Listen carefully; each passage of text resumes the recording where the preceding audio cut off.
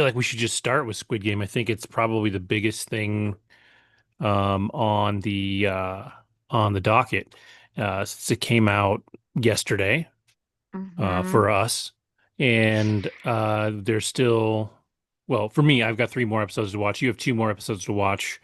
Correct. Andrew should be back next week to talk about it. So the idea is that we'll have a full Squid Game discussion come next week. But since it came out, we might as well talk about a little bit of it. Hmm. And, you know, being only halfway through, you're a little further than halfway through, but what are your impressions so far? Love it. It's so good. I am so impressed by the writers of this. I wasn't sure how it was going to be because I'll be honest with you, I wasn't really crazy with the beginning of season two, or I guess they're officially calling it season three now, right? Or was it I guess it is called season three. I wasn't sure if they were calling it like season two, part two, because it felt like almost like it was a Oh, little bit yeah. incomplete, you It know? well, and it picks up like second for second where season two ends. So Correct. it definitely feels like a season two, part two, but I think they're They're calling it showing season it up, three. right? They're calling it season three. I wasn't, it was good, but it wasn't great last season. Especially Hmm. the first two episodes were very slow. And I know you and Andrew talked about, I unfortunately missed that conversation. However, the end was good. And then when they fight back against those that are, I'm going to call them the pink people, right? The workers, those that are uh, managing and overseeing the games and are behind the scenes. And their rebellion with, I think there were at least like 10 to 15 of them. So, Yeah. but this starts off again, we're back in the games. It's they purposely keep Jihan alive, right? Hmm. Everyone dies around him except for Jihan, and he's brought back in like a tomb case in a box, and he is mentally defeated Hmm. at this point because everyone's died around him and he believes that it's his fault that all these people have died to some degree. Yeah. He's taking a lot of blame for it. And he's so angry that they didn't even kill him. They could have killed him and they killed everyone else around him. And it's clearly to send a message. No, Hmm. 100%. But yeah, it's interesting in that sense. And then picking up with the detective trying to find the right island. And we know that from the last, we'll say last season, right? Hmm. Uh, that the captain's corrupt, and this Hmm. guy is on the side of those that are behind the scenes of the games, which the detective doesn't know, but we as the viewers know. The games so far are insane. Hmm. If we cover the first episode was called Key and Knife. Hmm. And after Jihon, I guess, comes back to, I'm calling it the dorms, but like Yeah. the Yeah. main waiting room with everybody else, everyone that was in that little rebellion's dead. The only people that are really like on his side as the people that are, I'm going to call them the X's, those that want to go home, that don't want to continue playing, are the they call her the tall girl, but she's the transgender former military Hmm. person. And then they have the mother and son and the pregnant woman. Hmm. And yeah, and then that guy who was a complete coward who never came back With all the um bullets and stuff. with Yeah. all the bullets, right? And then the trans woman ends up like going back because he never came back. And then everything kind of just gets put to a stop, unfortunately. Also, very interesting how they incorporate number 11, the the woman from North Mm-hmm. Korea, Hmm. and how she's trying to get uh, player 246 out Yeah. of the game safely, knowing that this is a guy who is in the games just so he can get money to save his daughter who's dying of cancer. Hmm. So that's interesting too. And that's like a whole, it's almost like there are three stories. It's the what's going on in the games, right? The actual between the actual players. You've got what's going on outside of the island with the detective and trying to track down and find the island. And then you've got this other um, story going on with guard number 11 or whatever we want to call her and trying to get player 246 to escape with her to get off the island to save him. Yeah. So that whole piece is fascinating. So the first game, and again, spoilers for anyone that's watching. If you haven't watched it, come back to this conversation because it is fantastic. So far, I'm pretty engaged. I was so close to watching the last two, but I had to hold back. I had to say no, not tonight, another time. But yeah, so the key and knife one, it's essentially hide and seek, and that's Hmm. the first game, and they all get split up into blue vests and red vests. Those in the blue vests have to hide, while the seekers are those that are in red and they have knives. And I'm curious to hear your thoughts about that game, Kevin, what you were thinking. It was interesting because that game specifically had probably some of the more complex rules that I've seen from a game in that the red team red team is the one with the knives, right? Red had the knives. Yeah. And so red team, if you want to get out as a member of the red team, you have to kill somebody. Hmm. If time ends and you didn't, you're done. You lose. You get shot. Yeah. If you're team blue and you make it to the end, you survive. Hmm. Also on team blue, there is a door. Apparently, what we find out as the episode goes on, there's at least two There's doors. two. So there's more than Correct. one. And if you get to the door, you can leave, and then you will also survive that way. So it's really designed. While the red team has the advantage, they have weapon. The other rule that was out there was that you cannot kill somebody on your own team. So the Correct. red team couldn't kill another red team member. And so it was definitely once you understand the rules, it's pretty straightforward. But I feel like there were like just more rules here than in most games that they have. Because usually it's just like just go kill each other and have a good time, right? Or Right. or just survive X, Y, and Z. But this one was very regimented, and it was an interesting one for sure. I think some unfortunate things happen in this one. Um, Tough to watch, especially at the end of that yeah, game. yeah, the end of it really was a bit of a heartbreaker. We see Giyun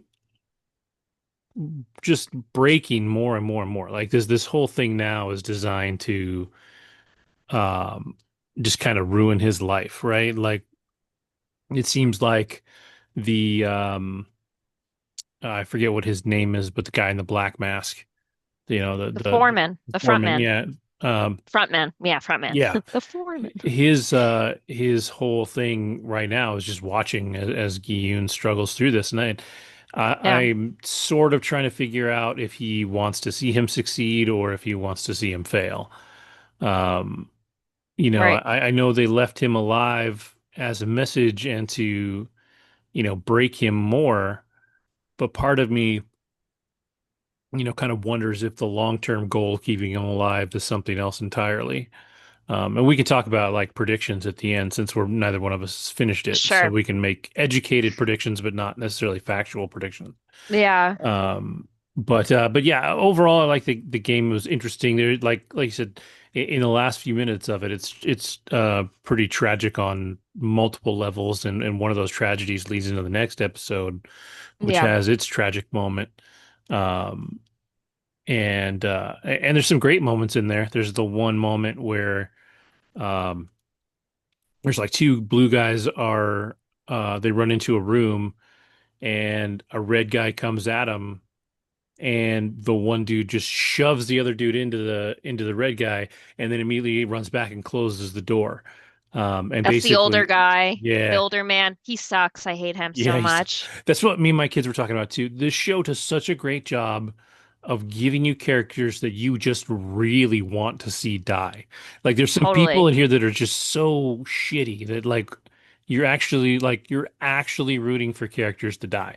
Um, you know, Yeah, you're not, even though at this point Giyun's broken, he's not the best guy, and he's just kind of surviving. right. You're not rooting for him to die, but I don't know if you're rooting for him to win either. Like I think, excuse me, I think in the third episode we see him. That's the jump rope episode. We see him kind of start to kind of come back to the guy he was, where he's trying to help more. Right. Um, He and gains more humility back, but it's more so because he's seeing that yeah, woman struggle. And that first episode, I guess it's really the second episode where they continue, because the first episode they kind of just lay the ground for the um, key and knife game. yeah. The first But episode is definitely kind of an intro and right, all of that. like that game and also just what's going on outside of the game, and then the operation room with number 11 and player 246. However, this is where it gets interesting, where once they enter the room, they have it set up like Starry Night, Uh-huh. which is also the name I think of the second episode. Mhm. And just the way that they built this, it's almost like a fun house in some way, right? Because there's so many doors and places for them to go. And there's once, oh, and this is the other rule, once you open a door, it can be accessible to anyone. Yeah, it never closes again, except And for apparently the exits. yes, the exits are the only the two exits that we come across. There might be more, like you said. Those are the only ones. Um, but yeah, and the fact that we learn during the actual second episode that this really meant to be an individual game for the blue. It's meant to be at least three people, and you have to have three different keys Hmm. because every door unlocks has a different shaped key, whether it be a triangle, circle, or square. And luckily, the pregnant woman, the trans woman, and the mother, that elderly woman who's the mother, they all have different um, key types. Yeah. So them banding together worked really well. And that game, just with the unfortunate deaths that happened there. How about what are your thoughts on the fortune teller lady? Oh, I was so stoked when she got it. She sucked so bad. She sucks so bad. I was watching with my kids, and we're just like, she is such a con artist, and like, I think before things go really bad for her, there's like a one point where she gets to a door and she's like, "This is definitely the door." She's got four people with her. Yeah. She opens it and walks in, and then she jumps back and out Hmm. jumps like two or three red people, and just they just start murdering the people she was with, and she just pieces out and leaves them to die. Like she's so just awful. But she is such an ego that she actually thinks, I think, that she is like really someone with those capabilities and supernatural Or at least things. blessed in some way, because when she actually finds an exit door before she realizes she needs all three keys, Yeah. when she finds one, like I think at that point, like she was feeling a little down, like she wasn't getting to where she thought she was going to get.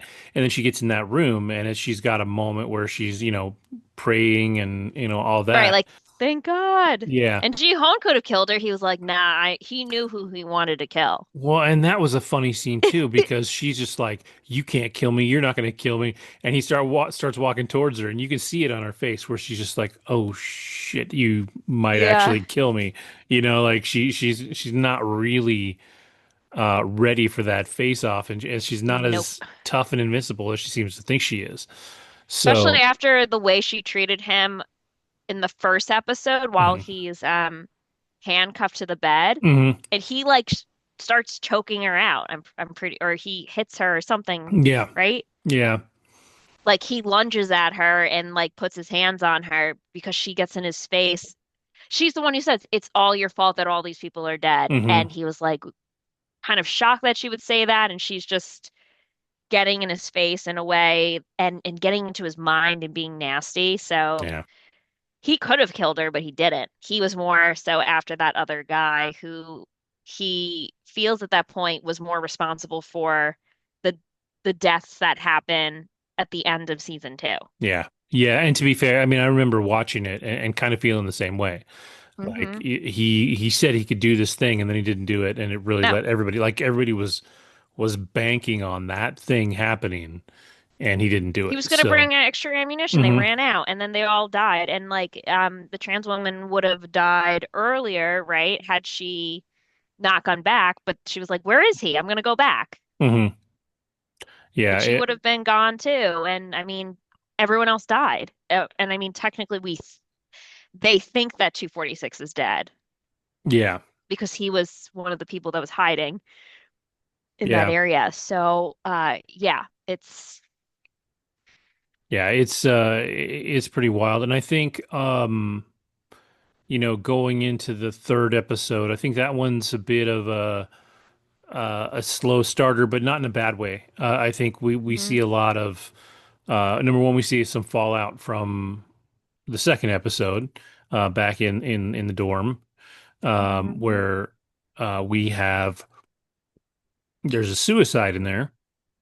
It's a real yeah, bummer. Like that one was a big bummer, and then and then just kind of again seeing these people that just can't make a life-saving decision, right? Like they keep choosing to try and get more money, even though at this point, if they were to all walk out, they'd have more money than they ever had, right? correct. Like it's so much money, and they just keep Only the going for old man, more. they said he was the only one that would still owe money because he owed the most. He Mm, owed, I think they said 10 billion won, but like towards like I think episode three or four, like if they were to divide it, it still wasn't enough for yeah, him. But everyone else, they'd be fine. yeah. So So yeah, but he sucks. How about the fact that he screwed the fortune teller over? And that's yeah, essentially how she dies. That was wild. yeah. That was that one. As much as I hated him, I kind of hated her more at that point. Really? Yeah, so I was like, Mm, I was like, you clever bastard. I was like, well done, you know. Um, yeah, and she guided him. She found the room first and she guided mhm. him out and he messed up. Yep. Well, she messed up, I guess, because she let him Yeah, she get should have gone out. first. Yeah. She should have totally gone first. This guy sucks. I hate him. So, yeah, but there's that. And then what is it? The day trader who is I don't even know if they were dating or if that was just like a one night stand. What was the situation there Yeah, that with whole the pregnant relationship, woman? I kind of need to go back and rewatch season two, I think, to really remember what it was. But I know it wasn't a good relationship either. Like they're not like talking before they go Right, in. correct. Um, Like they were shocked to see one another there. I'm also kind of shocked by his lack of, and more so, and you'll know what I mean in see, episode three, his lack of empathy for her and yeah, everything else. Like, why yeah, isn't he by her side? What's your yeah. Like deal, dude? he seemed like he was so gung ho for her, and then things change Yeah. a little in that episode, and then he's just kind of sitting off in the distance, and then leaves her to deal with her new issue at the jump rope. Like the only person that's going to stand up and save her, or at least Is try Yoon, to, yeah. is Gyun, and he's Mm, like he's not even really mentally able to do that. But they go back and he talks about what happened hmm. in basically episode one, I think, of, well, was it season one or was it beginning of season two when we see him falling out with his daughter's mom? I'm trying to remember when that happened. I think it was season one. Yeah, it's definitely season one because Yeah, the okay. kid's not in season two. Yeah, well, I couldn't remember if it was a flashback at the beginning of season one, or if he had Oh, the money and it went sideways and that's why he decided to go yeah. back, or what. But and so that comes up, and he talks about how his favorite moments were when he did get to spend time with his daughter. Um, Hmm. and so yeah, it's an interesting episode because it's not fast paced in the beginning, but it does a good job of building his Suspense, character yeah. back up and building suspense into the story, which then has a crazy game that, of course, at the end of the episode ends on a cliffhanger that's super messed up. Like you're like, oh shit, like Yeah. this is crazy. But yeah, it's like I'm definitely ready for season four. Like me and my kids, or sorry, episode four. Me and my kids will definitely throw that on tomorrow night. Yeah. It's solid. Yeah, but one through three, I mean, some of like they really kill off some important people. Hmm. And they die in the worst ways too, which is just I mean, my jaw dropped like several times in those first three. And I Yeah. watched with my friend and we were like, dude, I can't believe they did this. And I feel, and my friend mentioned this, and he makes a good point. Like the main core characters were really in it up until like the final, for the most part, challenge, right? Or challenge the final game. This Hmm. isn't the case. Like more important characters that they're focusing more time on are dying earlier in this season. Yeah. Yeah. Like the deaths in episode two were, I would say, genuinely shocking. Oh, 100%. Um, And not only that, just how they died too. yeah. Whew. Yeah. There was definitely people that I expected to make it further that didn't. Yeah. And so, and I think it's fair. I mean, they know they're ending the series. They know that it'll probably be a darker ending. And so, Yeah. I mean, realistically, the way the Squid Game works is you come down to two people and only one person can win. So, I mean, these people are Correct. going to die at some point. Hmm. The person with the best plot armor is Giyun. And Sure. so, yeah, so it's definitely, um, it's going to be an interesting ride till the end. I still kind of stand by what I've felt since early season two is that I think the end of the show could very well end up being with a game being passed to Giyun as the game runner. Like he may break down so much that they find a way to pass it off. Because I don't think the guy that's running it now, The front man. the front man, I don't think that he actually enjoys running it. And it doesn't feel like he definitely does not enjoy the company of the, I don't know, they're the investors or whatever VIPs. yeah, the Yeah, they call them VIPs. VIPs. Those people all suck. We were laughing because all of the VIPs actually speak in English. Yes. And And and two of them are one of them's British. yeah, and what's funny is their dialogue, the way they speak is still like feels like it's dubbed over. Like it's sort of poorly acted in that it just has just like a tinge of corniness to it. Like it was written in Korean and then translated into English. And then when they did it in English, the dialogue is still not great, you know? Mm. And so And I can't like, remember from the first season if there were four, but they have like the three men and one of them's British, and then they mm, have the Asian woman who's also a mm, VIP. yeah.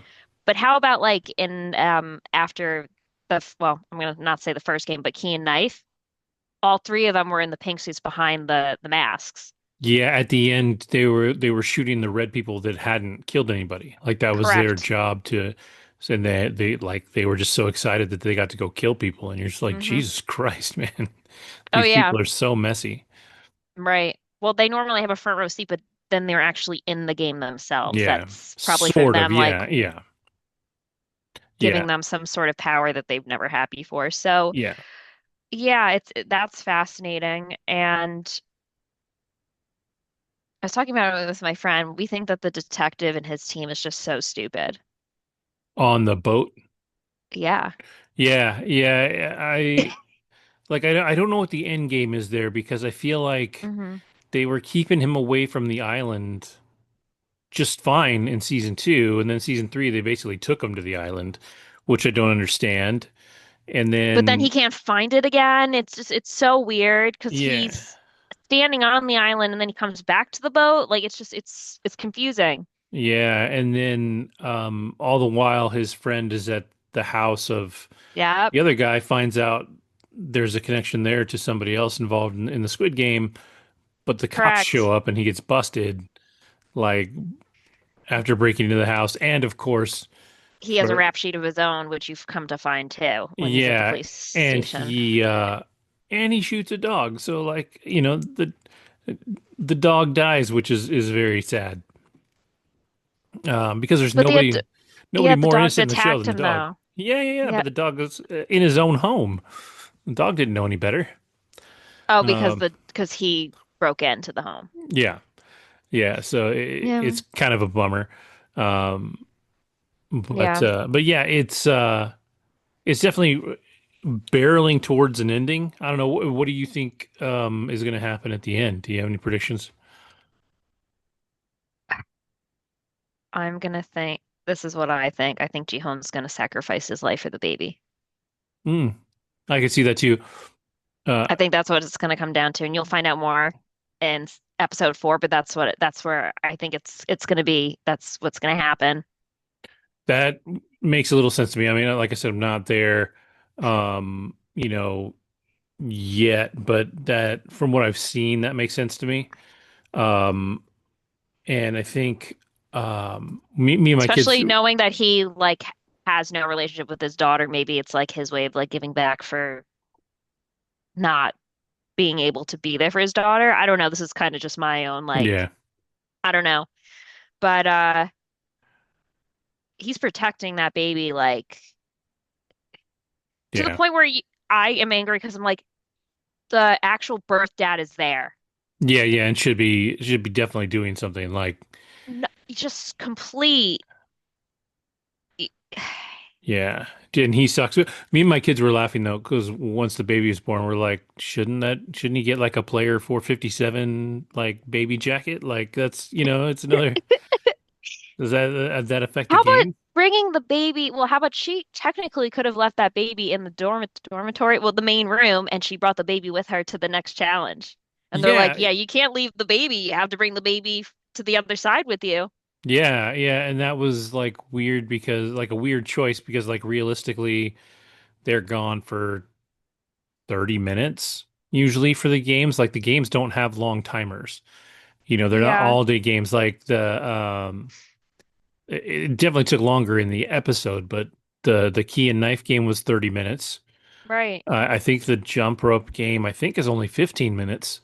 Something like that. Like it's definitely short, so You like could have she technically left the baby yeah, I in mean it the would have been dormitory. yeah, I'd have cried a lot and been super sad, but like she could have come back afterwards and comforted it and been fine. I know it's traumatic for a baby. Like good parenting would say you don't do that, but also good parenting would say when you're pregnant you don't end up, enter yourself in a murder game. So Right. like Well, she didn't know it was a murder game, granted. Also, here's the other thing too, Kevin. She's just given birth and she just stands up, like not patched up, etc. yeah, yeah. I mean, to a I'm sorry, like what's degree, happening? like if you have a good birth, that's not necessarily impossible. But like she should, and when they zoom in on her face, she looks like hell. Like she definitely looks beat. Um, Yeah. but yeah, I think she's definitely probably recovered faster than a normal person would in a normal situation. But it's unbelievable just being Y- like, yeah, she just gave birth and let's just walk her out of the stadium and to the dormitory. She breastfeeds and then she's like, I'm good. Like no one's looked at. I don't know. It's just kind of hard to believe they wouldn't be like, hey, can we just like get her out of here?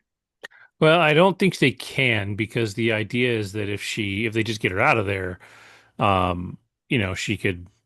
Tell people their Yeah, location yeah, or their exactly. Like you got to get to that one winner so they know that if they're going to take their money, they, have their NDA or whatever.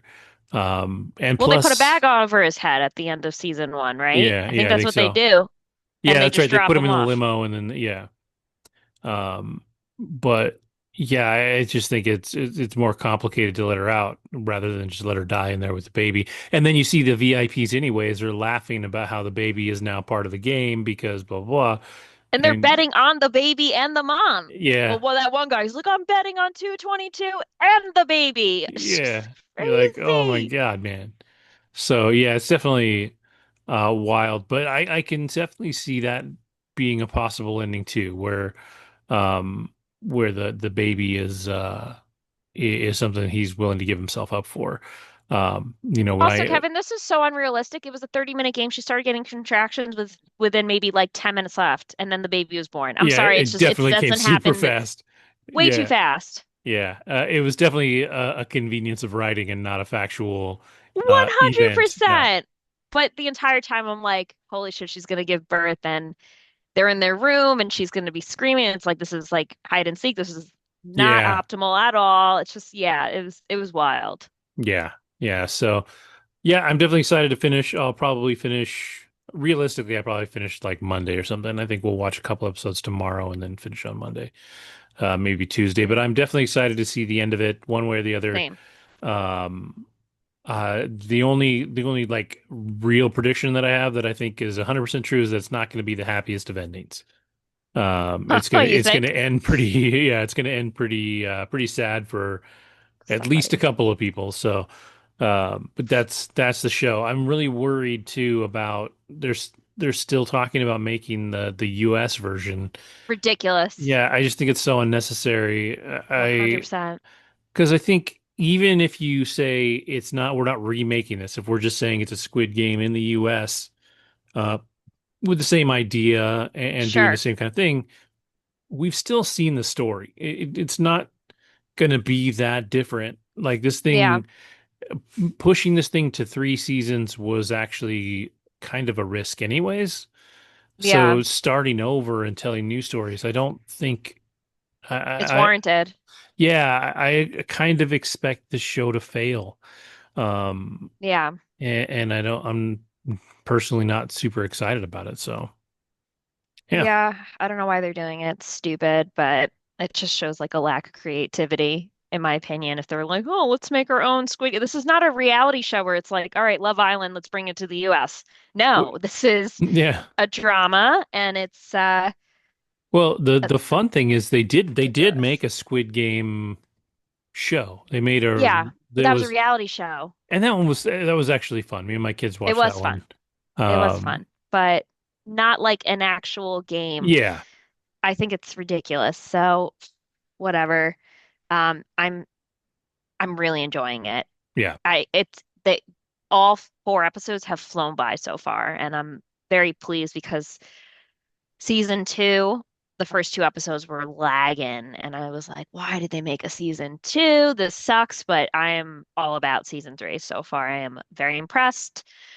If it wasn't like, I mean, I finished episode four at like 12:30, 1 o'clock in the morning yesterday.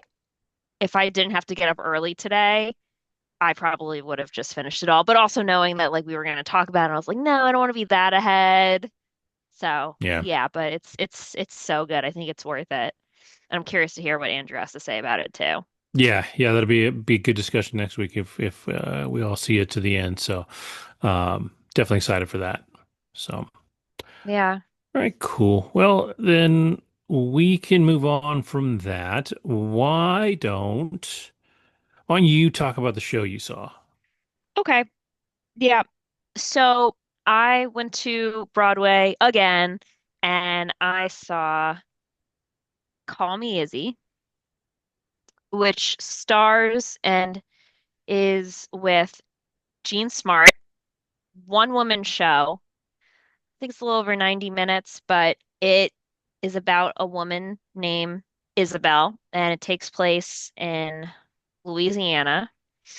And she, in real life, is in like her early mid 60s, Jean Smart, and she plays a woman who's telling the story to us, the audience, about her life as a writer and how she's written poetry, and she's been married to this man uh, for a number of years, and she's essentially just on stage sitting in a bathroom for most of the show talking to us. And there's a toilet, a sink, a garbage can, and she's writing on toilet paper. And it's just bizarre. And she's putting the toilet paper and everything that she's writing in a box that says Tampax. And it's almost like she's hiding her writing. And you come to learn that's because she is married to a man who abuses her physically, mentally, emotionally, etc. And how she had journals and journals worth of her writings and poems. And once they're released, a lot of it exposes just her marriage. And you find out that she lives in a trailer. So obviously not a glamorous lifestyle, but the husband becomes livid and he burns all her journals at one point and he beats her up. They meet when she was, I think, initially like 17 and he was like 4 or 5 years older. So clearly, like, not the most legal situation there. They end up getting married, I guess, a couple years later. And yeah, he mistreats her. You hear through her writings, and she'll recite some of her work to the audience, how he puts his arms around her neck and how he beats her and just her journey and then how she ends up getting involved with other men in a few situations. One of them is a professor who I believe like taught English or writing or something like that. And then she gets close to another man and but yeah, her partner beats her. It was definitely a very heavy play. The beginning was a bit slow and then it builds up as you learn more about this toxic relationship that she's unfortunately stuck in. And I wasn't sure like when it actually takes place, but it's definitely, I'd imagine like a couple decades ago where things like that domestic violence was not discussed. Yeah, I'm seeing 1989 as the 89. yeah. Yeah. So, yeah. And so they're in this trailer and yeah, she's pretty much in the bathroom and she'll walk outside. They have like an outside, like the way they design the stage is interesting too, where the background is like this very gloomy tree background where it's just like they're almost like in the middle of nowhere and she's just stuck with this horrible husband that mistreats her and she just can't get out. And she uses her writing as a way to cope and to find solace really and develop herself just with her writing. And she likes to read and it's pretty much like a soliloquy, the whole play. It's just her speaking to us and reading the the poems that she's written. And he obviously is furious when he finds these things and knows that it's about him. And she ends up, I think, winning some money for her writings too. And he's livid because just knowing that she's writing about him and this is how she's being rewarded for her work. And then like the end, it's like a pretty probably the worst beating that she had ever gotten. And then she shows up, like you hear like this just very sad music, and then she walks back on stage and she's got like bruised parts of her face and blood coming down her face, and she wipes the blood away. And then she packs up a bag and she goes to a bus stop at the end and she's waiting there. And then the final scene is she's at the bus stop and then you hear what you think to be a car and lights and we're like, oh shit, that's him. He's either going to kill her or she's just like ready to stand up and be like, I'm done, I'm out. We don't know. And that's kind of where it leaves to you as the audience up for interpretation. But overall, I think she really did a good job. She had to do a Southern accent and pretend to be Izzy, and she kept on saying like "Call me Izzy," even though her full name is Isabel. That's her full first name, and it's definitely very dark. And granted, you don't like see her getting beaten up per se, right? Because it's just a one-woman show, but they really create this imagery for you as the viewer as what it was like to be in such a toxic and violent relationship. And unfortunately, decades ago, people just stayed in because there was no way to like report things like that. Or if they did, you were even more so digging yourself in a deeper hole. Yeah, she's she's special, Jean Smart. I think I don't know that I fully appreciated her work until Hacks, which is on Hmm. HBO. Yeah. And that show's incredible. She's amazing in that. Like, just I gone from like I kind of recognized her and knew she was talented and whatever, but didn't know anything about her. To watching Hacks, I would watch her in anything. She's amazing. She's won several Emmy Awards. I know a couple of those are for Hacks.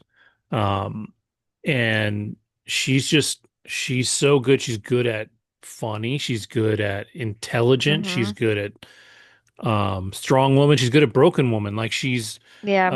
it sounds like a role that is right up her alley. So um pretty pretty impressive there. It sounds like it's an overall good solid story that is probably a little dark and definitely probably triggering for some people. A Um 100%. I can imagine that, those that have gone through something like that would yeah. probably feel very uncomfortable being there or would definitely bring tears to their eyes. But I think she did a good job at just playing that character. And really the writing itself is her escape from her harsh reality. That her character, Isabel. Yeah. So, but yeah, it's running through August. I was shocked on Saturday night how many seats were available. Granted, I got the rush this morning, under $50 two tickets, but to the left of me there were like 10 seats open, and the row in front of us there were 4 or 5 seats open. I didn't even check like, the back of the theater, or I didn't even get to see like the mezzanine above us, but it was pretty. It was not as full of a house as I thought, and I'm wondering if it's even just because it's like the start of summer and whatnot. But I know other theaters I think are filling up completely, whereas this wasn't. So I hopefully they are able to finish out their full run in August. Yeah. All right. Cool. Yeah, it definitely um it sounds like it's maybe for not quite necessarily a specific audience, but definitely like know what you're going into when you go into it. For Um sure.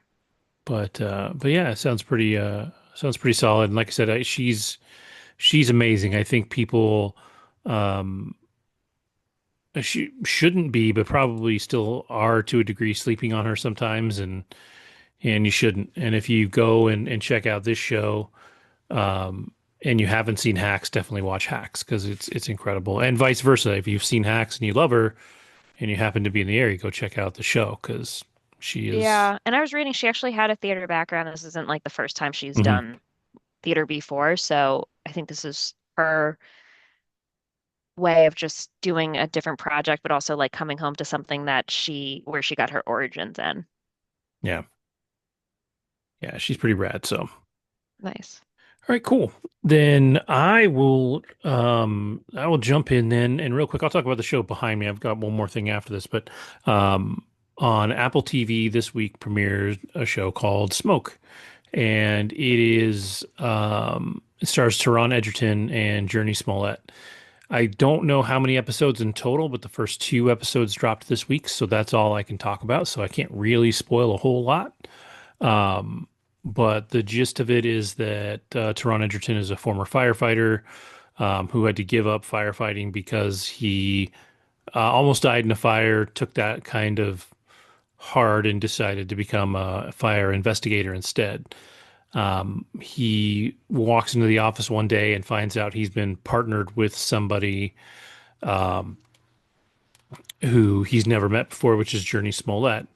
And so, the idea there is that she's been put there because she's being run out of her actual office. She's a cop, not a firefighter. She's been a detective. And they kind of say a couple of times, like, what did you do to get yourself put here? Right. Like it's while a firefighter would be kind of happy to do this job and investigate this stuff, this is not where a cop wants to end up. right? They want to end up doing like cop detective work on the street. This is not something that you bust, criminals for or anything like that. Like you do the research and then pass it off. And so, um, we come to find out that she did in fact make a mistake. It's kind of the bulk of the first episode. She was sleeping with her married superior. Um, she thought it was just a fun thing that they were doing, and he comes in one night and he's like, "I did it. I left my wife." And she's like, "Well, I never asked you to do that." And so he's like, "Cool. Well, you suck because I left my wife for you and you don't want to be with me, so I'm going to ruin your career." And that's why she ended up here. And so the gist of this story is we are following, there's two arsonists. There's one that is um not necessarily, okay, but one that's less dangerous. He seems to go into convenience stores, puts some kind of burning device into a bag of chips, and then walks out, and then the whole like chip aisle dies. What this guy's vendetta against potato chips is, we haven't figured out yet. Um, and so that's the one arsonist that they're trying to investigate.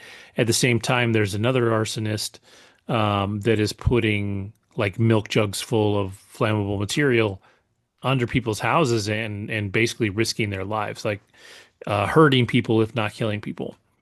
And we don't know who this person is or what his deal is, although um, at least seemingly through the first two episodes, we are tracking that guy.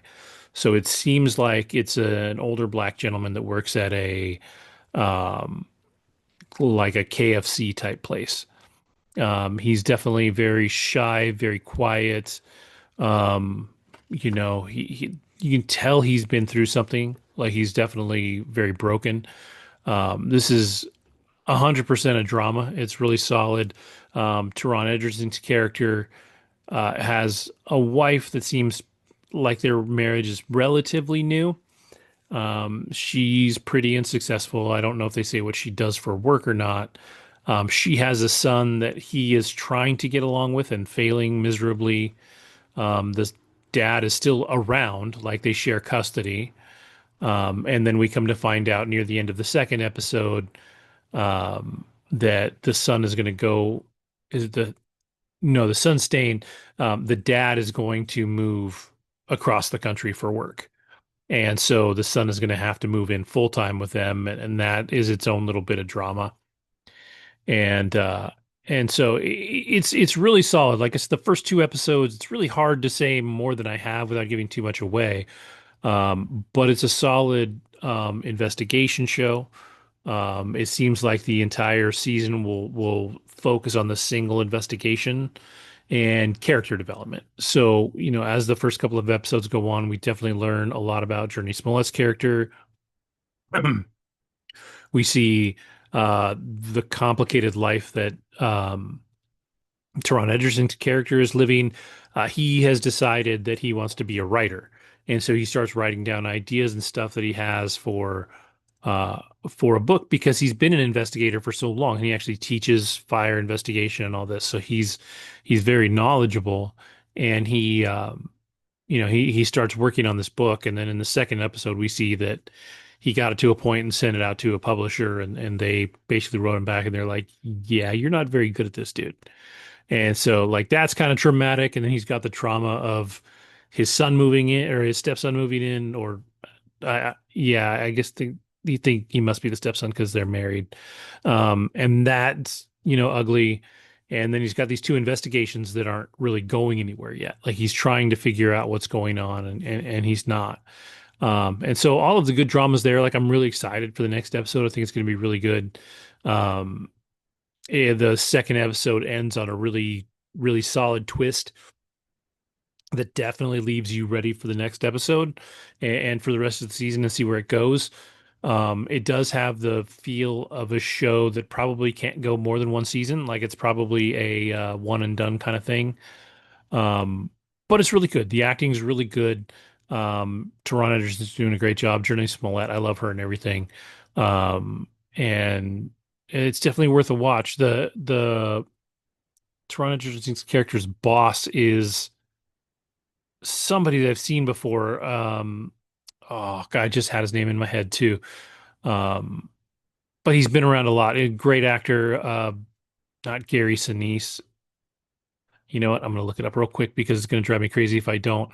Um, and as soon as I see his name, I know that I'll be pissed that I didn't have it. Um, but he's been around. Um, Greg Kinnear, and he's the boss. Apparently, John Leguizamo shows up in this at some point. I didn't. Oh, I did see him in the second episode. Okay, okay, so he'll show up in there. I don't know how big his role is going to be, but I imagine if he's in it, it's probably not totally small. The guy that plays Jurnee Smollett's former boss and boyfriend is Rafe Spall, who I've seen in stuff. I don't know what off the top of my head. Um, but he's a good actor. I haven't seen The Wife before, um, but uh, but yeah, it's really good. A good solid drama. Like I said, I don't think it'll last more than a season, but it's 9 episodes, so it should be a really well developed single season.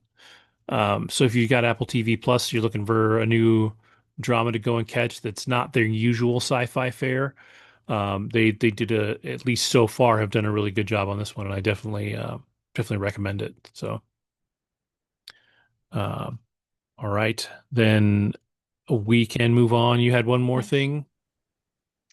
Uh, sure. Mhm. So, uh, I rented Babygirl on Prime, and it was so great. It was not great. It was, I love how it's considered thriller, erotic. It, I guess you can stream, I don't know where it's streaming. I just rented it on Prime, but it's another movie where Nicole Kidman plays an older woman that's super desirable for a much younger man. Because she's done this already, Yeah, yeah, at least it's her once, thing maybe now. twice. Yeah. It's her thing now, which is really frustrating because it's like, dude, you have so much talent, and this is the type of movie that you're in. But whatever. So she plays a CEO of a tech company, and this intern who's played by Harris Dickinson, who's been popping up and is blowing up a bit um, within the past 2, 3 years. He's this intern at her company, and she's married to Antonio Banderas' character, Jacob, Nicole Kidman, and they have 2 kids, and yet the marriage is like a decent marriage, but I guess she's not fulfilled sexually. So you see in the beginning of the film, like she hooks up with her husband, and then she just does her own thing, like in a separate room. And then she meets this Harris Dickinson character, and he's like this a very aggressive intern, and he wants to be with her, and apparently I guess that with this internship program you can have a mentor, so he wants to work with her, and she's like I don't know about that, but he's like, oh, please just give me a shot, whatever. So the interview, and he like lunges towards her to kiss her, and she at first is like, I don't know about this, but earlier in the film he there's like an aggressive dog, and he's able to calm the dog by giving a treat, and she was pretty impressed by that he was able to calm down a very aggressive dog. And he's just very suave, and she's curious about him. And then they start seeing more and more of one another. And she's like, what we're doing is inappropriate. And then she's so intrigued by him. They start meeting in like different hotel rooms, and they eventually sleep together. And it's the first time that she's like felt so I think from what she says, like the first time she's like felt this way sexually that she hasn't felt in her own marriage. So they're doing things behind the scenes, and he is threatening, if you end this, like I'm gonna ruin your career. He even goes to show up at her home one day and is just in the kitchen or living room with her husband and kids. And he starts showing up more and more and more. And she's like, you can't be around my family. And as you can imagine, this is like a very toxic relationship. And they both, I think, really just want each other more than they are willing to admit because with her, he's able to elevate his career, and with him, she's getting all her sexual desires fulfilled that she's never had before. So, but yeah, it wasn't that great. It was just one of those like raunchy, not that great, kind of unbelievable too, because it's like, all right, Nicole Kidman, we get it, like you're a pretty lady, but it's also like, do you really think if this was real life, this would happen? That a much younger, very attractive guy would be like, let me go after my CEO who's like in her 50s when he can have like any one woman he wants.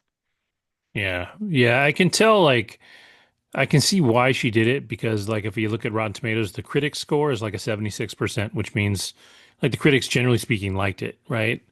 So that's the kind of films that you want to do. But the audience score is only 48%, and it's only a 5.8 on IMDb, which suggests that it's actually not really that good. No. And so I think I think she's making this because it appeals to the critics and it looks good on paper, as you know, a critically well received show, movie. But it is very, at this point, seems kind of cliched for her.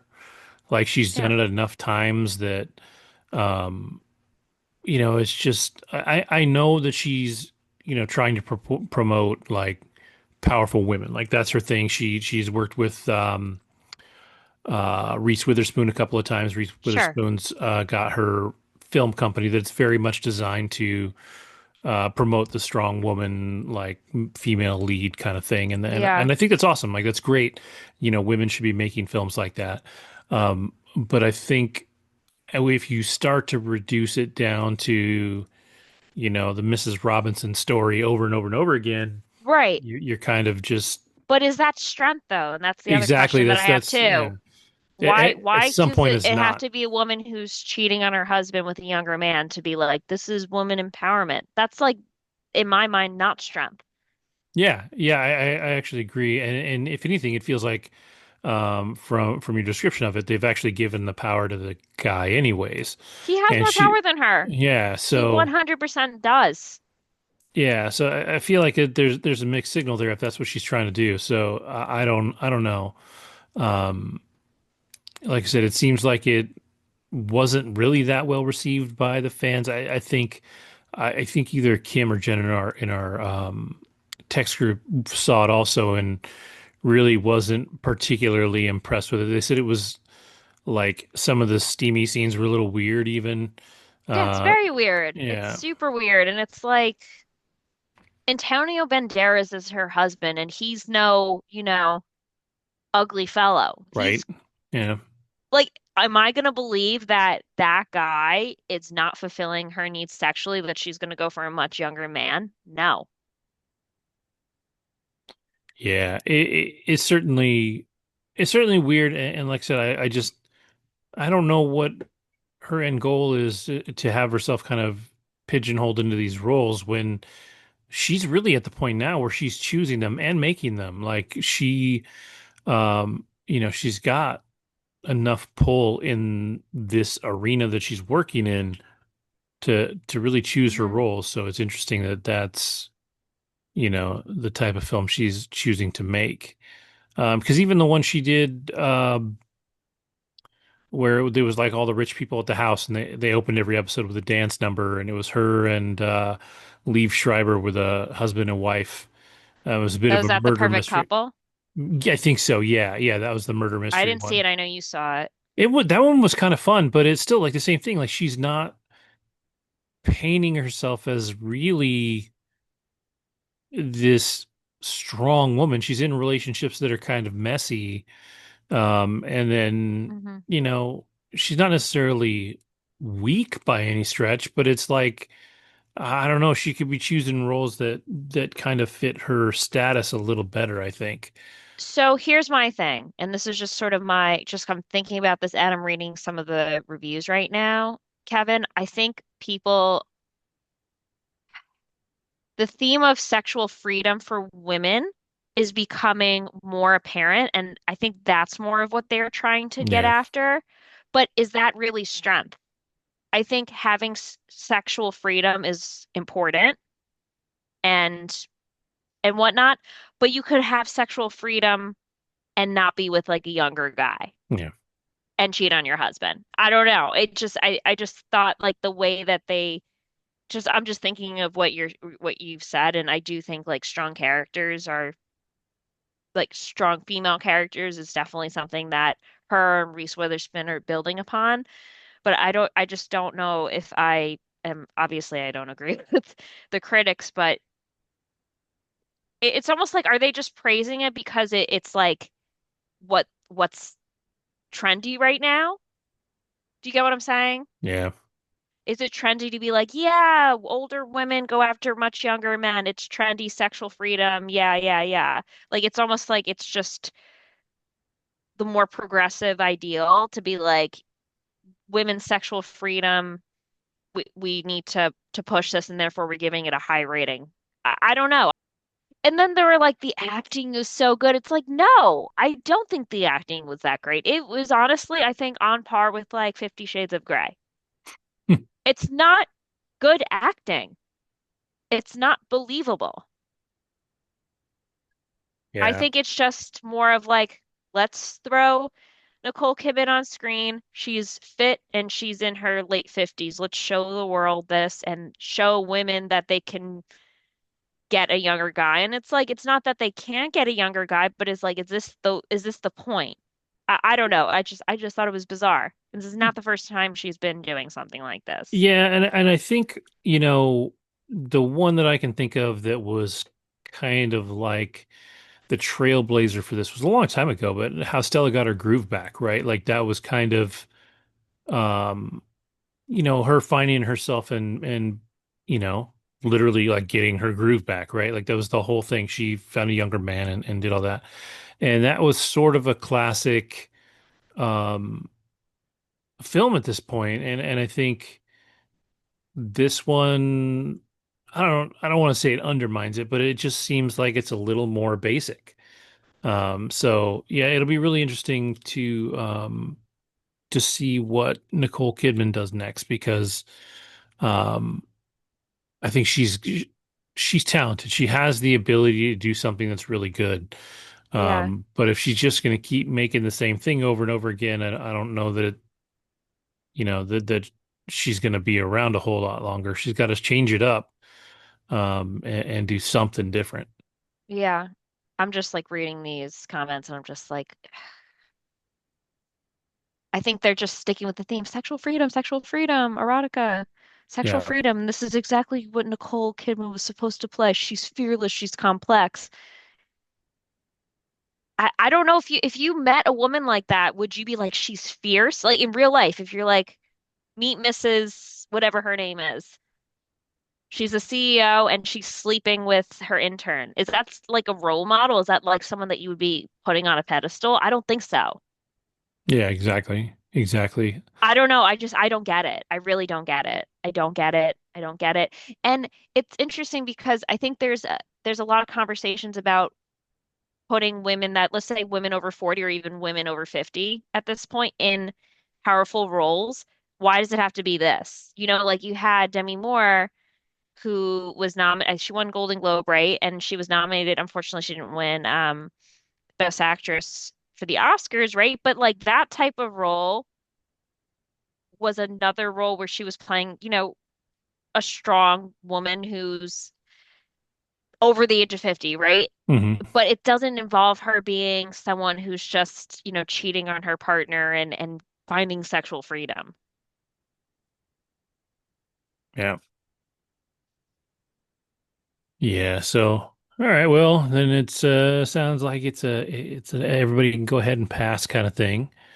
Yeah, Um, unless you just want to see that stuff. That's up to you yeah. though. If you love Kim that much or Nicole Kidman. Nicole Kidman that much, then go check it out. But otherwise, Yeah. yeah. So, all right, I've got one more thing, and I'm only halfway through it because that's the design of it, and hopefully Andrew will watch it before next week. But um, Ironheart came out on Disney Plus. It is an MCU show starring a girl whose name I'm not familiar with. Um, Her name is Dominique Thorne.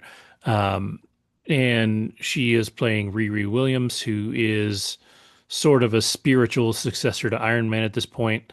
Her character first appeared in Black Panther 2. Mm. And I have said since I watched Black Panther 2 that for some reason, like I can't put my finger on it, but I really wasn't a fan of the character. I didn't think there was just something about it that just didn't sit with me, and I couldn't figure it out. I think she's supposed to be super smart. They kind of wrote her. She's from Chicago. She's definitely from kind of the wrong side of the tracks, and I think maybe they leaned into it a little too much. Like she came across as not intelligent, even though that she was intelligent, and it really bothered me. And so, I was really on the fence about Ironheart. I wasn't sure I was going to watch it. Um, and then I saw a couple of reviews out that actually made it sound pretty positive. So I was like, okay, I'm gonna give it a go. And to be fair, like I'm really glad I did. It's a 73% from the critics on Rotten Tomatoes. This one is one of those ones that is getting um review bombed right now. So on IMDb, it's got a 3.7, and on Rotten Tomatoes from the audience side, it's 58%. But if you read reviews from people that have actually watched it, not just throwing out a review, this is, oh, this sucks because X, Y, and Z, um, it's really not bad. They've really done a good job of making her character, at least for me, and I don't know if other people watched Black Panther and really liked her character, but I feel like they made her character more likable.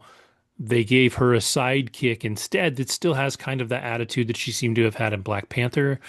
But because it's a sidekick and there's some nuance to that, it works and actually makes that character kind of fun, while still letting Riri Williams' character be this intelligent inventor who's doing her best to get by. Like she wants to be a success. She's not necessarily out to save the world, although she would be happy to contribute to the world in that way. Her whole thing is she wants to prove she can do this thing that only Tony Stark has successfully done. And so we have 3 episodes of this show. There'll be 3 more come next week, and I think that's it. I think it's only 6 episodes, um, and that's fine. I don't know that this show necessarily needs more than that. Um, but it also stars Anthony Ramos of Hamilton fame. And then, In the uh, Heights as well. yeah, he's in the Heights. Um, Hmm. I thought that, Alden Ehrenreich is in it. He played Han Solo in the Solo movie, which was not great. And I think Alden Ehrenreich has found that I think Han Solo character is probably a little too suave for him. He actually does a little better with the guys that are just a little nutty and a little weird. Because he was great in Cocaine Bear. He was hilarious in Cocaine Bear. And then in this, he's a weird kind of quirky, damaged guy that I don't want to give away why if you're an MCU fan, but he's damaged for um, a pretty good reason, and it makes his character far more interesting than I thought it was. Um, and so the gist of the show is Riri Williams starts out at MIT. She's been trying to create a super suit and do this stuff, and it hasn't quite worked for her. All the while she's doing that, she's trying to get by financially by selling projects to other students and students at other schools so they can finish their courses. And she gets busted for that. And they finally say, enough is enough. We got to kick you out. So she gets kicked out and goes back home to Chicago. Um, and again, she just doesn't have the money to create the suit that she wants to create. Like the whole argument for Tony Stark is that he was crazy rich, and so he had even though he's a genius, he also had seemingly unlimited resources to build this thing, where she does not. She's a street kid. She's got family, but I mean, she's from like Chicago, the wrong side of the tracks in Chicago, and so she falls in kind of doing some less than savory activities with this band of criminals run by Anthony Ramos, who plays a character called the Hood, and she's committing crimes to make money. Now, granted, they're not at least for her part, not dangerous crimes, so she's not hurting people, but they're taking money from CEOs. So you kind of have this character that Anthony Ramos is playing called the Hood, and he's basically doing the um, Robin Hood thing where he's robbing from the rich to give to the poor, which just happens to be himself. And so, she's going through this and she's starting to have conflicting feelings about that. The second and third episode really lean into that and just how risky and dangerous this is. And overall, it really surprised me as a show that I think is definitely better than I expected. It's not like top tier Marvel, it's not top tier television, it's not much must see TV, but I think if you are looking to still hang in with the Marvel Cinematic Universe and see what they're doing next and what's coming down the pipe, I think it is worth a watch. There's no there's nothing bad about it. I think it's got a fun soundtrack. Ryan Coogler, who did Sinners and has done a bunch of stuff, he's not directing it, but he is actively helping in the production of it. And this, even though he helped in the production of Black Panther 2, this one just has a little bit of that feel like maybe he was on set a little bit and maybe he helped out a little bit because there's just a level of character work and quality that is here that I feel like was missing from this character in Black Panther 2 and really did make it um, a better show than I was expecting and a better show than it potentially was going to be. So I would definitely tell anybody that, is looking for something to watch, um, excuse me, in the Marvel universe over the next couple of weeks as we move towards the Fantastic Four at the end of the month. This is a good one. I think it's going to be 3 episodes this week, 3 episodes next week, and done. Each episode appears to be about an hour, so they're definitely putting a lot of time into it. But don't don't let the review bombs get to you. This is the same problem we're seeing all over the place. Like this show was getting like 1 star reviews before it actually aired. And so that's always kind of an indicator, obviously, that it's being review bombed. And so, you got to keep an eye on that stuff. We see it a lot in popular culture things now. I think Andrew pointed or posted something, um, and maybe it was about this show, but some stuff for Marvel was getting review bombed. Maybe it was even Fantastic Four. Like people were kind of trash talking the Fantastic before it's even out. Um, and I said on his post, I was like, that's actually this is what's going to be the death of the MCU, not them making less than stellar movies, because I think Thunderbolts, which came out earlier this year, was amazing. I thought it was one of the better MCU movies in a long time, and it didn't get enough butts in the seats because it got review bombed, and a lot of people came at it really negatively. And I think for anything that builds up this kind of fan base, so Star Wars, um, Marvel, the Zack Snyderverse versus DC, all of these things start to lean into this air of um, having too many haters. And once you have too many people that just don't like something for the sake of not liking something, it's always those people that seem to have the loudest voice and start to steer people away from something that is really better than the ratings are saying. So um, with this one for sure, it's certainly better than the IMDb and Rotten Tomatoes audience scores. Um, like a 73% from the critics, I kind of agree with that. I think it could be better. It's not amazing, but it's not bad. And I think it's even better than at least a couple of the actual Marvel TV shows out there. So definitely worth a watch. I'm hoping that it ends well. Like I said, I hope next week Andrew gets to watch it and can throw his 2 cents in. And I know Marvel isn't really your jam, But if Andrew Mhm. watches it and can throw his 2 cents in and we talk about it a little bit, I think that'll be fun and have the opportunity to see where it ends. So that is that. I don't have anything else. So I think you're all set. I know next week, like I said, Andrew's going to be back. We'll talk Squid Game. Maybe talk I'm seeing Megan on Ironheart. Tuesday. Megan too. Nice. I definitely want to hear about that one. Jurassic Park comes out next weekend, and I'll take my Oh, kids to that's see right. that on Saturday. So I'll have that to talk about. Or it's Jurassic World, something or Yeah. other. Is this a whole like new adaptation of it? No, it Or still sits in the same universe. So you have the three original Jurassic Park films. sure. There's a time jump to the Jurassic World films that there's three of. This is a new film. I think it's post Jurassic World. And so it'll be fun, but it's got a great cast. It's got the guy from Wicked. Um, Jonathan Bailey yeah, and it's Scarlett Johansson, Scarlett and they're Johansson. everywhere right now. Everyone's like, why are they kissing on the mouth? Yeah, yeah. And It's I'm like, so funny. yeah, people get all mad. I'm like, you know he's gay, right? Like this Yeah, isn't this like isn't anything eh, romantic. This is all yeah. friendship.